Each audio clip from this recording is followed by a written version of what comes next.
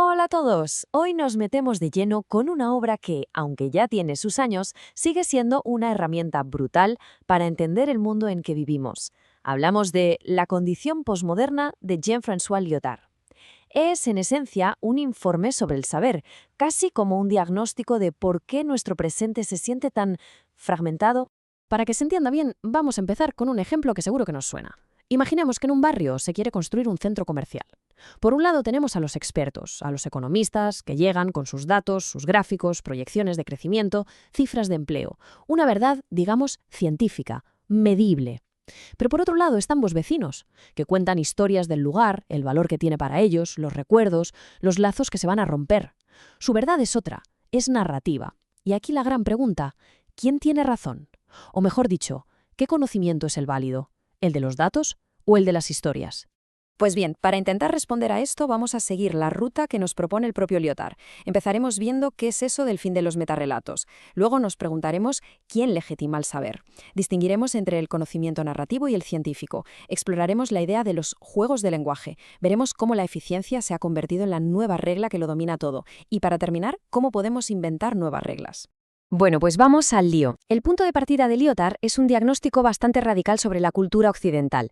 Tras las grandes transformaciones del siglo XX, guerras mundiales, avances tecnológicos, algo se ha roto.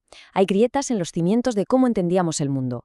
Y aquí tenemos la frase clave, la definición que lo resume absolutamente todo. ¿Qué es lo posmoderno?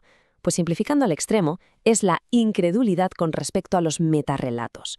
Dicho de otro modo, es una pérdida de fe generalizada en esas grandes historias que antes nos servían para explicarlo todo, para dar un sentido único a la historia y a la sociedad.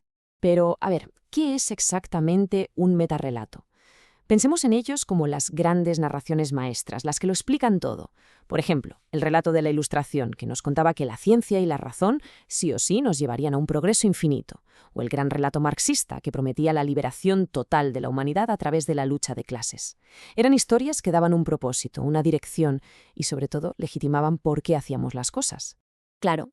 Y entonces, si estas grandes historias que lo justificaban todo se vienen abajo, ¿qué pasa?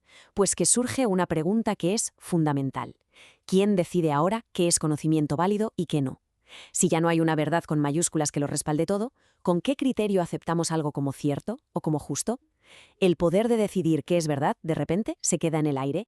Para intentar responder a esta crisis de legitimación, Lyotard nos dice que en nuestra sociedad conviven dos formas de saber, y estas dos formas, como ya vimos en el ejemplo del barrio, pues a menudo chocan de frente.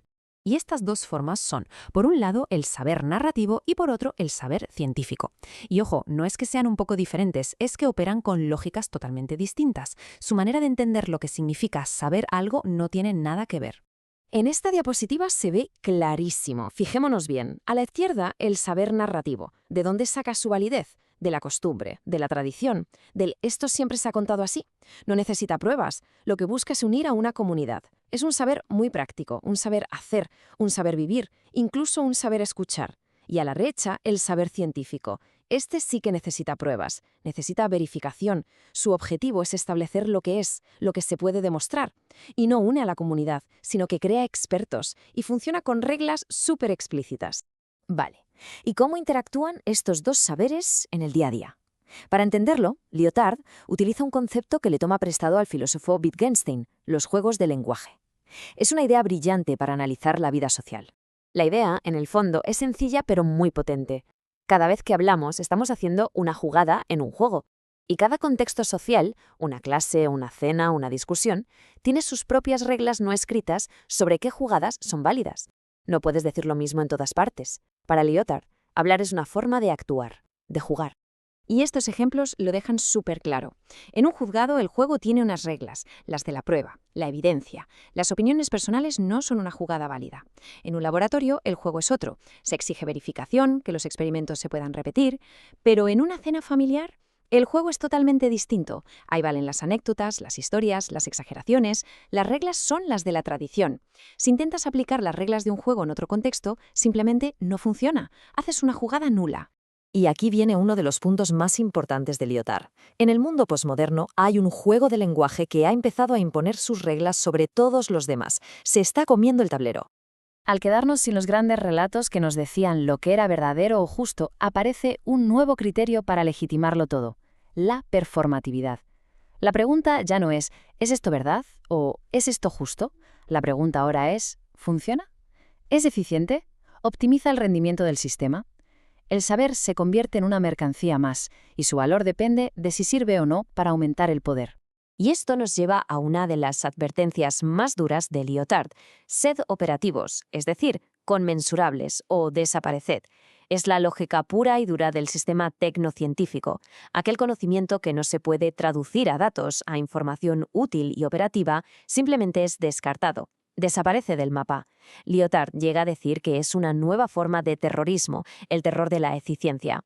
Pero bueno, Lyotard no nos deja aquí, en este callejón sin salida.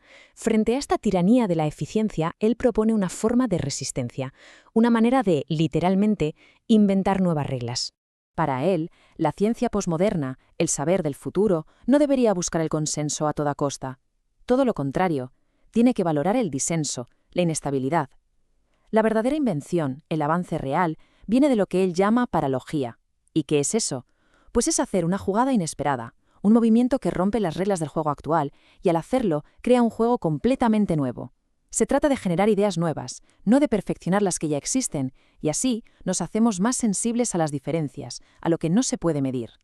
Y con esto cerramos el círculo. Lyotard nos deja con un desafío enorme. En este mundo sin una única gran historia que nos guíe y donde el criterio de la eficiencia amenaza con aplanarlo todo, la pregunta clave ya no es qué relato perdido tenemos que recuperar.